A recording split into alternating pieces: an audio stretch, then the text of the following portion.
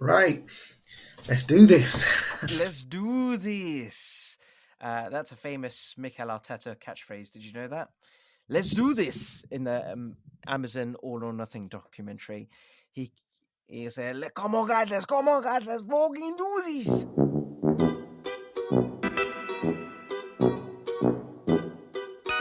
Hey, welcome to A Different Corner, a fantasy football podcast. I hope you're well.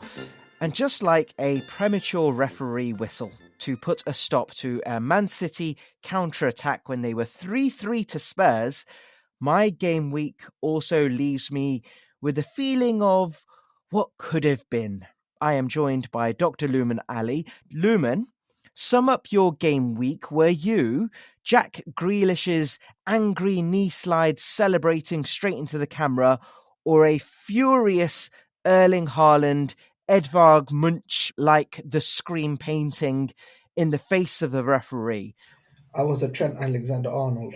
Were you a finger to the lip, shushing up all your critics? Oh, definitely. I was sweating a bit after Saturday because you killed it on Saturday, but I managed to pull it back.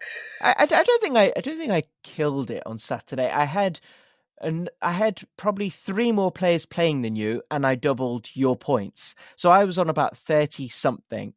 But that made sense because you still had 3 more players to play. And we ended up, well, we'll talk about it then actually. What did you end up with? 67 points and no -4 this week. 67 points, no -4. You said you were not going to touch your team. I did. But you did. I did. I just couldn't help myself. One thing we didn't discuss last week was Alisson's injury. So Alisson pulled up, and then Jurgen Klopp made an announcement to say that he's definitely out until the Man United game. And I thought to myself, 3.9 million with some decent home fixtures. Liverpool, as shaky as they have been at the back, have kept clean sheets at home recently, which is why you've killed it with Costas Tsimikas. And then he concedes 3. So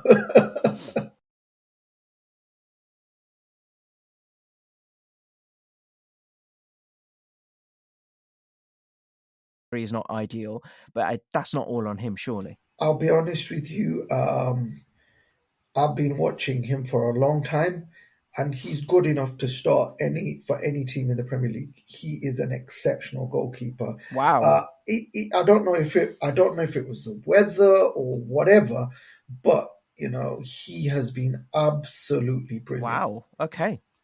Absolutely so brilliant. At 3.9. Yeah. Do we know how long Alisson is out for even? Yeah, until the Man United game at least. So unless he gets injured, he's starting the next couple of games. Gosh. So actually and I think actually if you're going to take a punt on a sub goalkeeper, this is the season to do it, because no goalkeepers, as we ended our last chat with, no goalkeepers are doing it. No one at all. So why not save some money and put him in? Well, what's interesting is our first choice goalkeeper, both you and I, we've got him in because it makes financial sense. Alphonse Areola, right? Mm-hmm. I'll let you guess how many clean sheets he's got in 14 games. Oh my goodness. In 14 games, West Ham have been winning games, but they've not, 4? Have they had 4 clean sheets? You ready for this? Go on. 1. 1 clean sheet for West Ham. Goodness me. That's terrible. That is bad. Areola is still only 4.3, so you can kind of be like... Yeah, which is why, I took the punt on Kelleher at home to Fulham. I thought it'd be a good chance of a clean sheet, but that went up in smoke, like the Dr. Dre tour. You didn't get points from him. You got 1 point from him, but you got points almost everywhere else. In fact, there's 2 players who you would have thought that would have got you points. William Saliba at home to Wolves, And Jared Bowen, I know he's coming back from an injury, but he's usually good for a goal or an assist. You only got 1 and 2 from them, but otherwise you were stacked with points across your squad, mate. Go on, talk us through it. I mean, Saliba was gut wrenching because it was the very, very last minute that they conceded. Mm. With Jared Bowen, he's just coming off an injury. But yeah, Sufal, I got him in a couple of weeks ago on the strength of his assists, and he got me an assist. Lascelles, clean sheet, he got a clean sheet for you as well.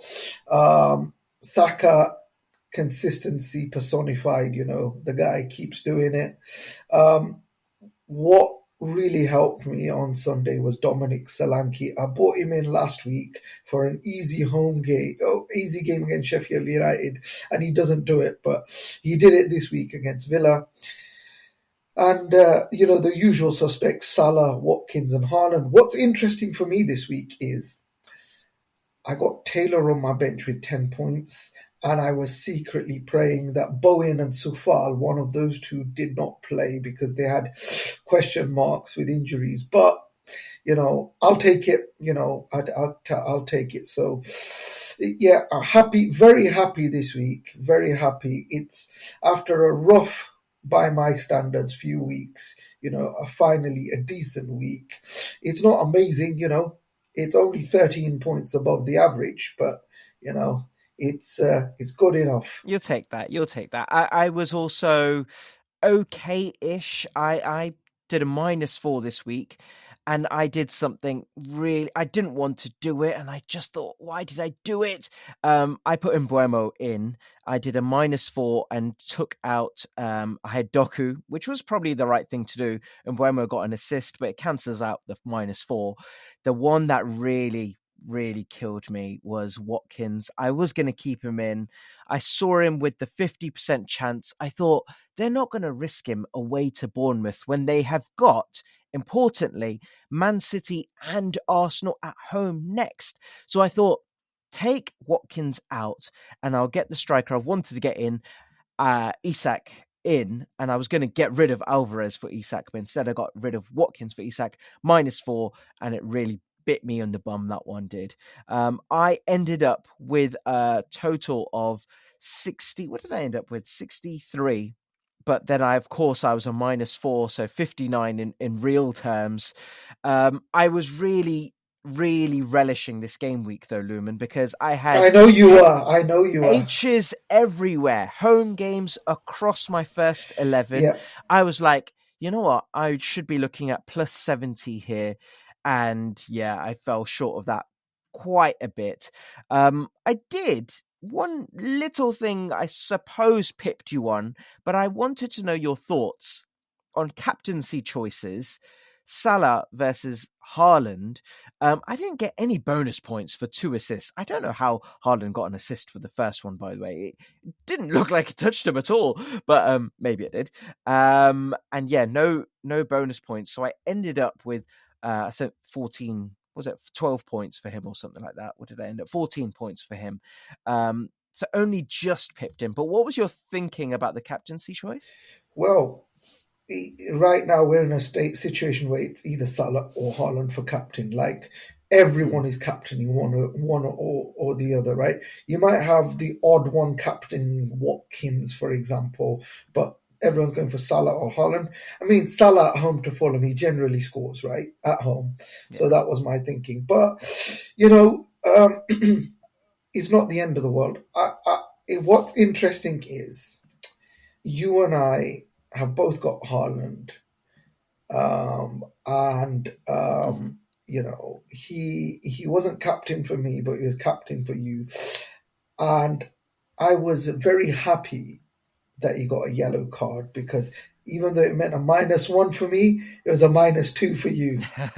So that's nasty, Luman. That's nasty. We're playing our own game here, Luman. But no, you're right. Yeah, and I don't blame you for Isak. He had a wicked game against in the Champions League in midweek. but he didn't have such a wicked game this against Man United. No, he did And he's not. got some interesting fixtures ahead: Everton away, Spurs away, Fulham at home, Luton away, Forest at home. The reason I put him in was because I just thought he would relish that United game. And how are United not conceding more goals? It's unbelievable. Against Everton, they should have conceded more goals. Against Newcastle, they should have been battered. And I thought Isak, I thought missed a one sitter at least. Talking about missing sitters, Haaland missed 2 sitters, didn't he? So yeah, it wasn't great. I think Isak is my equivalent of your Dominic Solanke. I think he's gonna be there for the team. He's the one who's most likely going to score the goals, but it's hit and miss. And I thought he should have been hitting, to be honest with you.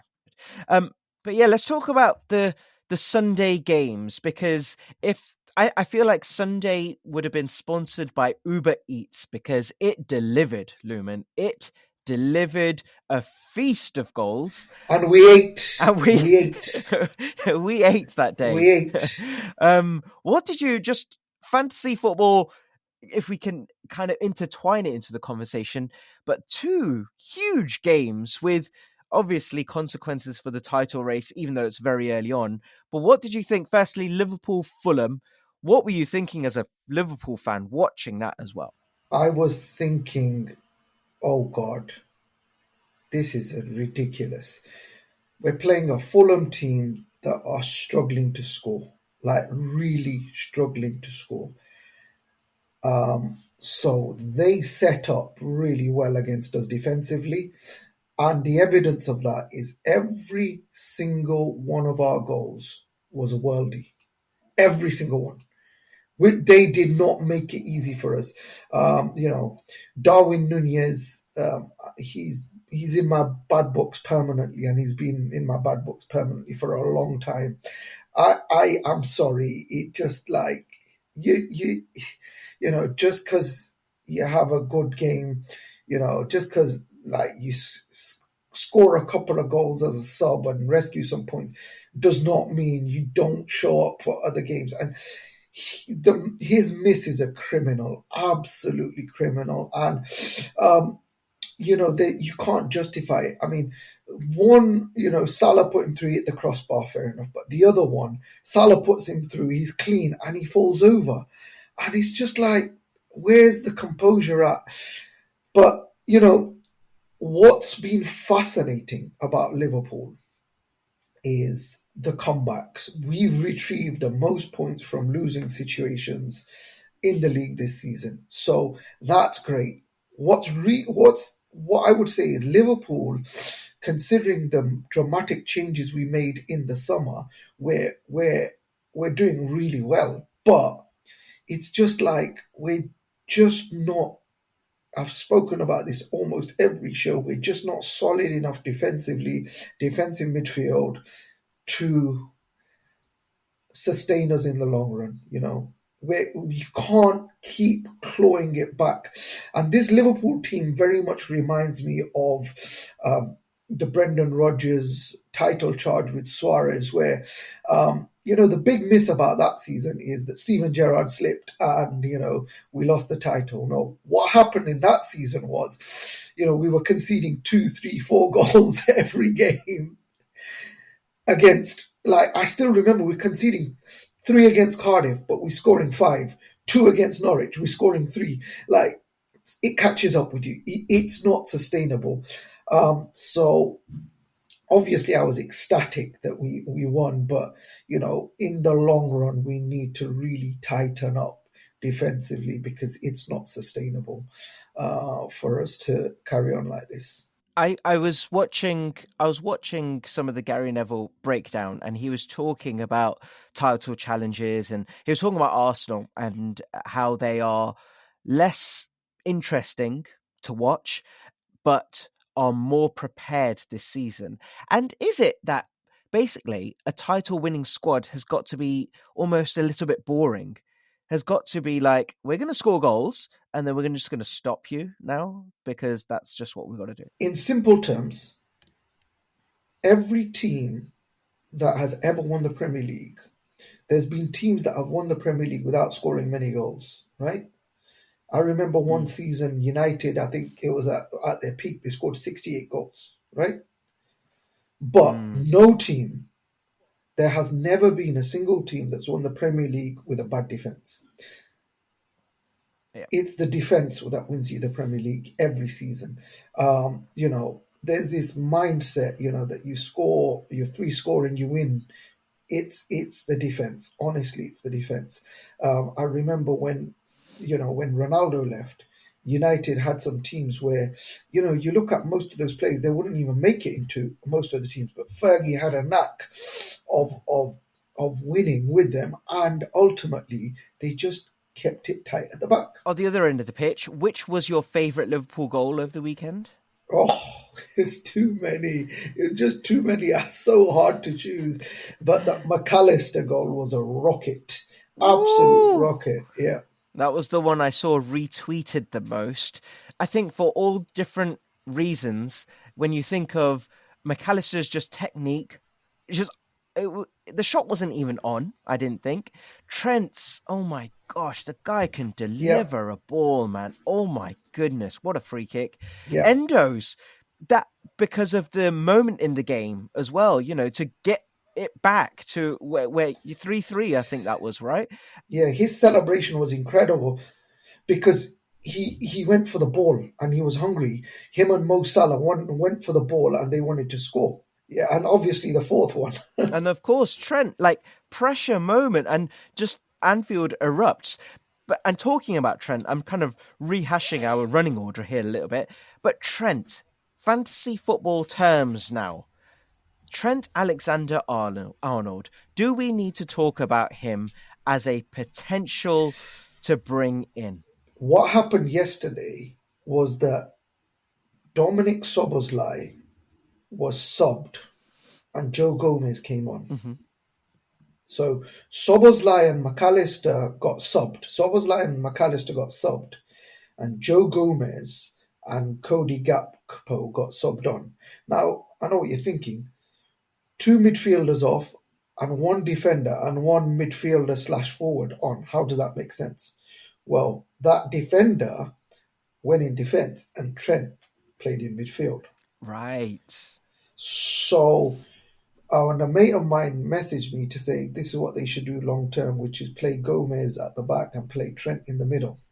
So potentially it's there. I think with Trent, for me, Trent's like Trippier, where they've been fantastic in odd games, but does the inconsistency justify the price tag? Yeah, this is the problem. So for example, let's look at Trippier, for example, right? He is clear at the top of the defender standings, right? And he is clear by almost 20 points. Yeah. So you automatically think to yourself, that's a no-brainer. You get him in, right?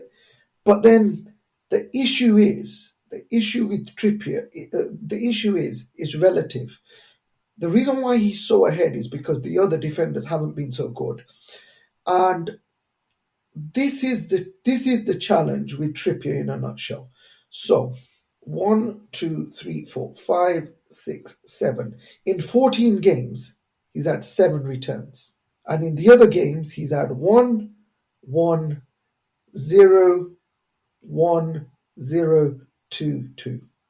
So it's whether you're willing to put up with that at 7 million and get him in. And it's the same with Trent. So basically, every 1 in 2 games, half of his games, he's going to return, which isn't bad, I'm just looking at his numbers as well. 7 assists this season, and you compare that to Trent, who's got 2 goals and 2 assists this season. And of course, Trippier is $1 million cheaper. I just think I like Trent as a player because of how he delivers this ball. His technique is unbelievable. I just think he puts it in all the right places. He's on free kicks. He's on corners. Yeah. If he plays in midfield, I think he's got that freedom to go forward and knows what he's doing. I would love to see Trent in midfield. I would love to see that. I kind of feel like Klopp probably thought, well, this is a chaotic game. Let's just throw a bit more chaos into it and get Trent further up the pitch. And it worked out, obviously. But is there enough of those coming up? They've got Liverpool have got Sheffield United next, Palace, then Man United, then Arsenal. I don't know how many clean sheets there are going to be for Trent, but maybe attacking returns. Certainly on that Trippier stuff, that Trippier stats, 1 in every 2 games, 50% returns is actually not bad. And in a season, I wanted to mention this, in a season where there is no Harry Kane. Now, I'm going to go around the long way around here. There's no Harry Kane. So you are saving like 11 million there. You know you can stick in a bargain striker who isn't like a bad striker here. There are mid, £5 to £7 million players. Your Dominic Solankis, Alvarez in that category, Cunha at Wolves. There are a lot of players who you can save a lot of money for. And I wonder if this season you can afford more than any other season to stick in a premium defender like a Trent or a Trippier. Well, you can't. The reason I say that is because if you look at my team, I've got that budget forward in Solanke, but I have nowhere near enough money to get in Trippier. So I've got 0.2 in the bank, right? If I took out my most expensive defender, William Saliba, who's worth 5.5, I'd still be almost $1.5 million short. Fine. You have to still do some acrobatics. Yeah, I wonder then if those acrobatics in your case has to be done in the midfield. Because even in the midfield, there are bargains to be had. Like, you could replace a Son with a Gordon. There's Bowen who could save you a few million. There are midfielders also who are coming to the game this season on a budget price, that 5, 6, maybe pushing at 7 million. I think we've spoken about Son before, and you know what? For whatever reason, it's just the way the fixtures play out. But Spurs always play last every weekend. Like, it's freakish. Yeah, because I'm always waiting on Son to save me. Like, it's freaky. So, Son, I mean, do you think he's worth it? As someone who doesn't have him. I do not have him. Son is the biggest feast or famine player on the game. Let me give you these Son stats here, okay? Son has either blanked or he's double digited. Only in one game he's scored a return and not double digited. In every other return, he's had double-digit returns. That is more than Erling Haaland. This season, he's had 5 double-digit returns. So it's either you're getting masses of points or you're getting a 2 or a 1 from him even. He is the biggest feast or famine player. Now, whether you think that is worth, what is he, £9.6 million? That is up to you. I don't know. But I don't know, 9 goals and 2 assists. So. We spoke about him last week. What did we say? He blanked, but he scored 3 goals that were offside. Yeah. And I was telling you that he plays up top for them. He's a striker. He does. What did you make of that game altogether, actually? Man City, Spurs, and Son? Man City, I think a lot has been made of Kevin De Bruyne being injured. But I think if you look at it, Kevin De Bruyne's injury record hasn't been brilliant in recent years, and they've won without him, right? I think there's a player that they're missing even more than De Bruyne, and it's not being spoken about. Go on. And that's Ilkay Gundogan. Of course, yeah. Ilkay Gundogan, I don't think he is ever going to get the recognition he deserves. When you talk about the Premier League greats, your Scholeses, your Lampards, your Gerrards, and your De Bruynes, Gundogan will never get mentioned. But Gundogan, if you look at everything he's done, his body of work, where he was he could do everything. He could play as a defensive midfielder and control the game, or he could play up top and score key goals. Could do it all, and they are badly missing him. I think what happened with him was it was the length of contract that was the issue. I think Man City made a major boo boo there, because finding players like that is almost impossible. Where it's not just the talent, it's the intelligence and the temperament. And Gundogan is being missed badly. I mean, if it's Gundogan alongside Rodri, it's a different game, as opposed to Akanji. I mean, Stones has done well, but Gundogan, if they had him, there would have been a lot more control over the last few games, and they wouldn't have conceded as much. So Man City are very leaky at the moment, and we've spoken about this. They just like Liverpool, they're just not, so great at keeping it out. The issue is, Luman, we spoke about Liverpool defensively, and we've just said, defenses win you titles. But why do we still think, if we think Liverpool won't because of a leaky defence, why do we still put Man City as favourites in spite of a leaky defence? Oh, that's a simple answer. Because with Liverpool, they'll keep going on like this, whereas Pep will fix it. Yeah. Like Liverpool will carry on with the chaos because they don't have the personnel. Man City do have the personnel, because when John Stones is back, when De Bruyne is back, they've got the personnel to do it, whereas Liverpool don't have the personnel, and that's the difference. And also, our manager's more stubborn than theirs in some senses, where, I know Pep's got a reputation, but he can adapt, and he will adapt to make them more solid. Yeah, I mean... So that's where I think... 12 months ago, Arsenal were top. Apparently, we'd just beaten Wolves to also go top. We're in that same position again, and look what happened. Everyone's saying, oh, look, Arsenal top, 4 points clear, or 3 points clear, or whatever it is. But I just, Man City and Man City, and Pep is Pep. I'm just waiting for that when they actually turn up, and I'll tell you what the difference is for me between last season and this season. Last season, Arsenal completely fluffed it. I mean, to be that far ahead after 29 games, they fluffed it, right? And that was a historic fluff for me. That's something that if you look at that and you go, that's a historic collapse. And Man City took full advantage. The difference is, this season, the gap's not as big, right? Man City have lost against Arsenal recently, and they've drawn 3 games on the bounce. Yet, they're only 3 points off the top. Yeah. That's where everyone else should be scared, whereas this is Man City's bad spell, and they're only 3 points off the top. So that's why I think it's inevitable. Yeah, it's inevitable that they're going to go on that run of games and just turn it on. They'll stay within touching distance until the new year, and then they're going to figure it out. Pep is Thanos. Pep and his bald head are Thanos. They are inevitable. He just needs to click his fingers, and then he will wipe out the half of the universe. Brilliant.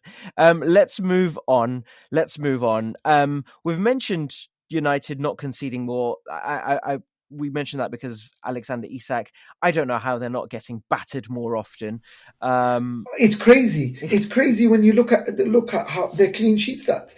I mean, they've got more clean sheets than I think. I think Onana's got the most clean sheets in the league. Oh my goodness! How is that happening?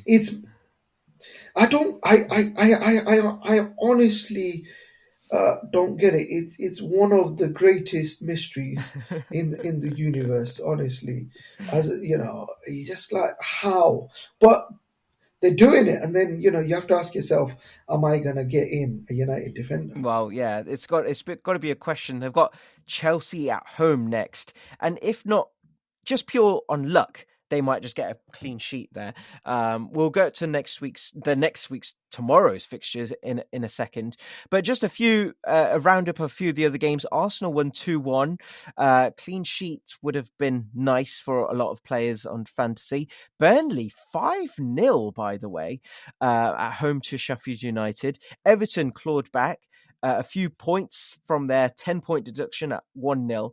And then we've been through the Sunday games. One Sunday game I want to mention, and a team who are quietly becoming good, Bournemouth. I know they were playing at home and Villa aren't great away, but to still get a 2-2 draw to Villa is a good result. And if you look at Bournemouth's Bournemouth hadn't won a game in the first 9 matches. They've now, in the last 5, won 3, drawn 1, and only lost 1. And that one was to Man City. You went early on Dominic Solanke. How pleased are you that Dominic Solanke is in your squad right now? I'm happy, but there's two, it's really interesting, right? Every season you go through this where even if you're doing well, and even if you've got £1 million house, and even if you've got, a immaculately cut lawn, swimming pool, and you're sipping a nice drink with an umbrella in it, you can't just help but peer over your neighbour's garden. Oh dear. And when I peer over my neighbour's garden, whatever joy I'm having in life, and it's good, I don't know why, but it just fizzles out when I see my neighbour having a kickabout with Hee Chan Wang and Anthony Gordon. Yeah. Yes, but Anthony Gordon, what can you say? He has done it again. I doubted him. I've doubted him. I said to you, I think that, he's not going to maintain it, but he has. So I was spectacularly wrong with Gordon. You know what thing is with Newcastle? They basically play with 3 strikers. It's that 4-3-3 style play, and Anthony Gordon comes in very narrow. I mean, I'm surprised Almiron's not getting few more because he also gets in the mix. But it's basically Gordon, Isak, and Almiron they attack with midfielders joining. But Gordon has just been so good there. But I wouldn't look so jealously over the fence there, Luman. Dominic Solanke. Gordon's been so good. I've been thinking of dropping Bowen for him. No, you haven't. I have. Wow. That is surprising. Gordon's 6 goals and 5 assists this year. Jared Bowen, he has just come back from an injury, bless him. He's on 8 goals and 1 assist. So Gordon's got the better of him on assists, but Bowen's getting more goals. Interesting one. Newcastle are away to Everton and West Ham are away to Spurs. Is that a move? Are you really going to make that move? I don't know. It's crazy when I see how well everyone's got Gordon but me. And same with Hwang, Hee Chan Hwang, I look at him and I think, oh God, I wish I could have him. Let's go. That's something for you to mull over the next 24 hours because the game week deadline is 6 p.m. on Tuesday. But let's just quick feature. Let's do a quick I'm done with. My favorite George Michael song is 1998's Outside. The best video, best lyrics personally for me. The lyrics go, I think I'm done with the sofa. I think I'm done with the hall. I think I'm done with the kitchen table, baby. Now, which player are you done with, Luman? George Michael's song was very much about someone who he loves in a very specific kind of way. Which player do you hate in a very specific kind of way? Who are you done with? Who are you trying to work out of your squad? I have first world problems and I don't have anyone I actually hate. It's interesting. Oh, wow. It's more, well, there's players in my squad that are on the fringes where there's players that are untransferable. The Haalands, the Watkins, the Sakas, the Salahs, the Sons, the Salivas, Areola because of his cost, Taylor because of his cost, they're untransferable, right? But then, Nakamba, Sufal, Solanke, they're all on any given week, they're expendable. They're expendable. So, I'm happy. It was a decent week. I climbed up a bit worldwide, I'll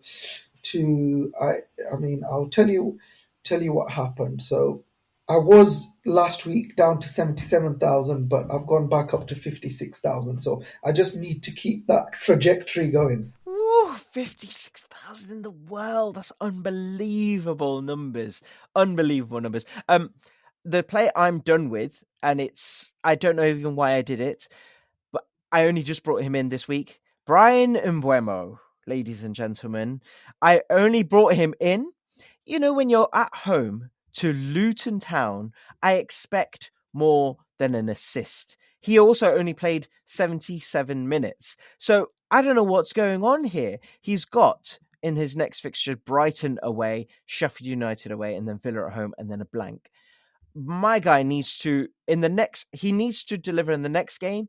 Otherwise, he's straight out of my team straight away. I don't know what it is about him. Every time I get him in, I can't get points from him. Also, I like him as a player. Joachim Andersen at Crystal Palace, but Crystal Palace are not keeping any clean sheets. So yeah, I'm trying to get there. They're the two I'm done with. Quickly then, game week 15 is tomorrow evening. We've got some interesting ones. For me, I'm almost every player away, which is not ideal for me. Yeah, but I don't know. For you mentioned that you've got a lot of H's before, but I think you're going to bring your A game this week. Oi. I hope so, Luman, because I'm not as confident. I'm either going to do a -4 and do 2 transfers, or I'm going to stick. I don't know which of the two I'm going to do, because I like Wolves at Burnley and I like Mateus Cunha at Wolves, by the way. He does play in that front 2-3. I kind of like that fixture. Otherwise, what else do I like? Liverpool away to Sheffield United should be the banker. Yeah, but Sheffield United are going to sack their manager, and they're going to have a new manager bounce. Definitely not in the next 24 hours. They're not. Definitely. It always happens. It's a guarantee. The new manager bounce is a guarantee. Players all of a sudden, it's like a switch. It's crazy. Like they become title winners on the new managers. Has that happened? Have they actually sacked It's him? going to happen. Ornstein has done a tweet saying he's going to be sacked. So someone responded by saying, "What Sheffield United play like prime Barcelona against this?" Villa at City is a tough one. You know what? I think Villa are winning that game, by the way. I think Aston Villa are beating Man City. You heard it here first. What do you think? I wish I had Ollie Watkins back in my team. Oh, why did I take him out? Man U, Chelsea, that is... Oh, who knows what might happen in that game? Who knows? That is a real toss-up. Everton, Newcastle is a tough one. I can see Newcastle doing that. I really need Isak to perform there. Spurs and West Ham. I think Son's having a field day there against the West Ham defense, which we know is 1 in 14 clean sheets. Goodness me. What about you, Luman? Anything there? I've got players playing against each other. So Son and Bowen will be playing against each other. Watkins and Haaland will be playing against each other. For me, the default setting is to captain Salah or Haaland, but you just mentioned Son, and it's just that'll be the one if I captain Son and he returned. But for now, it's Salah as captain. Oh, I would be very tempted in a differential captain of Son there, personally speaking, if I had him, because he's at home. And Son, yeah, he's all or nothing. And I feel like against a West Ham leaky defence, he will be everything. But let's see. Let's find out. Let's catch up after Tuesday then. Let's do this again. Good luck. May the green arrows be with you, my friend. Looking forward to it. All right. Take care. Speak soon. Bye.